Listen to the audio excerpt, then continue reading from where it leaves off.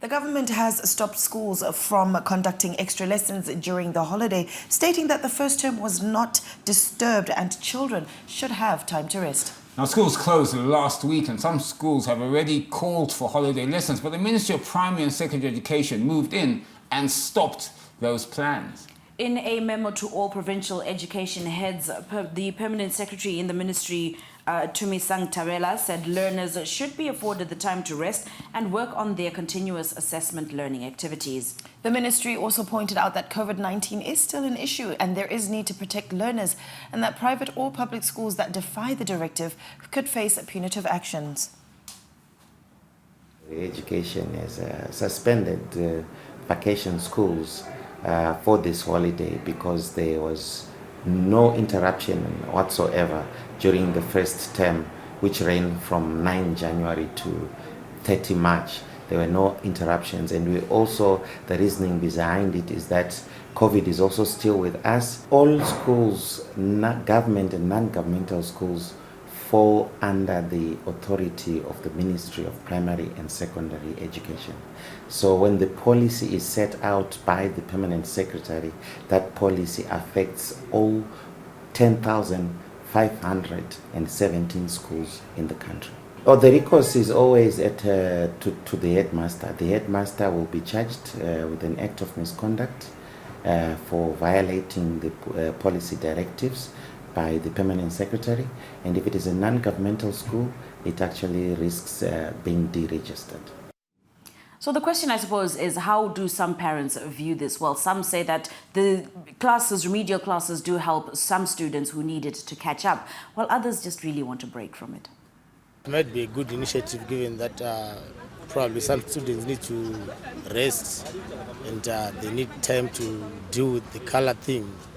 But at the same time, we've got students that are kind of like slow. Some students tend to forget things that they might have learned during the course of the previous term, and they may want to keep appraised of the day-to-day or the things that they would have learned. As a parent, I think extra lessons should be reinstated.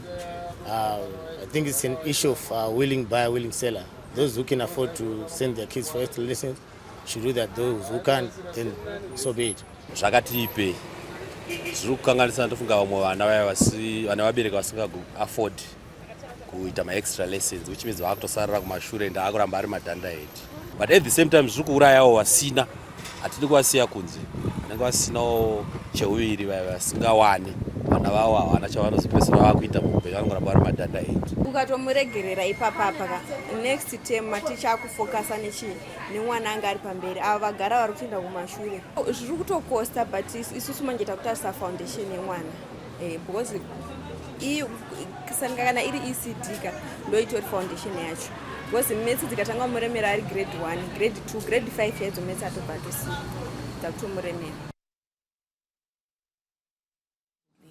Great story this, and of course it's all about what parents want. Now, one of the asks I had, of course, was that obviously here we're talking about extra lessons being held on school grounds. We'll talk about the cost of it just now, but the question is, what if you got a teacher who would come to your house or put together a couple of kids together, you could have somewhere off school premises and have extra lessons? That the ministry can't ban. Yeah, I think they can ban on school property, I think right? it's a choice of the parents and obviously the student. You know how your child does and you know what help they need. And look, if I'm going to have extra lessons at home, it's absolutely fantastic for me to do that, just so that my child can keep up to date. Maybe not every day, obviously, because they do also need a holiday, shame.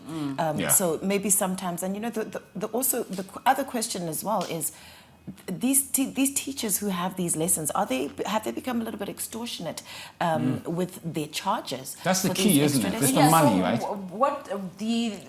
Apparently what's been happening is, and of course I don't know this for a fact, I've got no kids going to school, but you'd find a couple of parents complaining that, look, they now feel that the teachers are not concentrating on the actual classes, right? Because then they can push the agenda of, okay, now we're going to give extra lessons, and then they're going to charge for those extra lessons and earn extra from that. So they're no longer really focused on teaching in class or in the formal environment. They're looking forward to, okay, we're going to have holiday lessons and we're going to charge, and that's where we're going to get our money from. Yeah. And a lot of these teachers are said to be charging in US dollars, which, number one is very highly priced, and number two, not every parent has Can access afford to that. US dollars. Yeah. But extra lessons are an essential thing for some students. There are some students who require that extra push, that extra attention. What extra lessons essentially was, when I was going to school, really was a one-on-one session with the teacher that allowed the teacher to concentrate more on your weaknesses and help you improve on that, so that by the time you get to the next term, you've caught up and you're moving on with everybody else instead of you being left behind. I think now, though, the method might have shifted a bit, so I think it becomes important for us to revisit the drawing board and say, look, are these lessons actually being used as a money-making scheme by certain teachers, or are they genuinely just trying to help the students go forward? And there are two issues that maybe we can discuss as well. I mean, first of all, there are a lot of kids in every class. I mean, some classes have 30, 40, 50 kids. Yeah. So there are going to be some children in that number who get left behind, who aren't quicker than others to catch up, and the teacher can't stop. He or she has to move on. That's number one. And number two, of course, some parents, as you heard from our other parents who we spoke to there, just can't afford it. You can't afford $100, $200 on extra lessons. So does that mean that extra lessons become the preserve of the wealthier, which of course then again leaves or discriminates against those kids who get left behind? These are really interesting topics, and we'd love to hear your views on this discussion. Do you believe extra lessons are there? Do you believe that the fees being charged for them? Do you even believe that extra lessons should maybe be free and be part of your school fees? I don't know, but let us know through our social media platforms. The other thing, Andy, before we move on very quickly, other thing is also we look at it from a safety point of view. We know children today are a little bit fast forward. Some of them then tend to use "I'm going for extra lessons" and as they an don't excuse, go, and they actually don't go and end up just doing all the things we've spoken about. You know, and all the things that they shouldn't be doing. So there's also that aspect as well, I suppose, to take into consideration. Also, it kind of then leaves a bit more because during the holidays, you know, all those setups that we tend to want to have in place for our kids' safety tend to be slackened. So security is a little less hectic. So you also could give predators a chance to then, you know, pick up school kids. So there is also that aspect that does need to be taken into consideration. Whatever we're saying here, the practice is banned according to the Ministry of Primary and Secondary Education. No extra lessons over the holidays at schools in particular. Outside of schools is another story, but in schools, no. No.